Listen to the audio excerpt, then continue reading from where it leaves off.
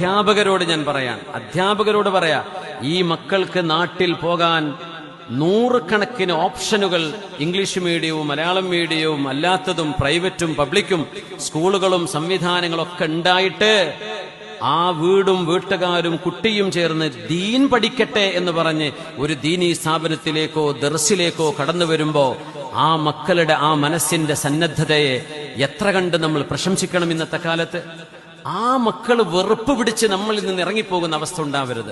ആ മക്കളെ കൂടെ നിർത്തുന്ന ഒരു വാപ്പയെ പോലെ കരുതൽ കൊടുക്കാൻ കഴിയുന്നവരാകണം ഇന്നത്തെ അധ്യാപകന്മാർ. ആ മക്കൾ സ്ഥാപനം വിട്ട് വെറുത്തുപോയാൽ, എന്റെ ഉസ്താദിന്റെ അടി കൊണ്ട് പഠിക്കാൻ പറ്റിയില്ല എന്ന് പറഞ്ഞാൽ, കൂടെയുള്ള പഠിക്കുന്ന മുതഅല്ലിമീങ്ങളുടെ ശല്യം കൊണ്ട് എനിക്ക് അവിടെ നിൽക്കാൻ പറ്റില്ല എന്ന് പറഞ്ഞാൽ, ഖുർആൻ ഹിഫളാക്കുന്ന മക്കളെ ദേഹത്തടിച്ചടിച്ചടിച്ചിട്ട് കാലിൽ ചോര വന്നിട്ട് മുറിവായിട്ട് ആ മക്കളുടെ ഉപ്പയും ഉമ്മയും ഇനി മോൻ ഖുർആൻ പഠിക്കണ്ട എന്ന് പറഞ്ഞാൽ അള്ളാഹുവിന്റെ ദീന് പുറത്തു പോകാൻ നമ്മൾ കാരണമായി ഒരു മുഅല്ലിമിനെ, ഒരു ദാഇയെ, ഒരു പ്രബോധകനെ സമൂഹത്തിന് നഷ്ടപ്പെടുത്തിയതിന്റെ ഉത്തരവാദിത്വം ഈ അധ്യാപകരായിരിക്കും.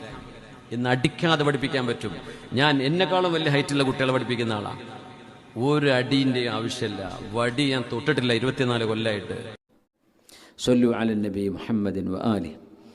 اللهم صل على سيدنا محمد وعلى آل سيدنا محمد وبارك وسلم عليه.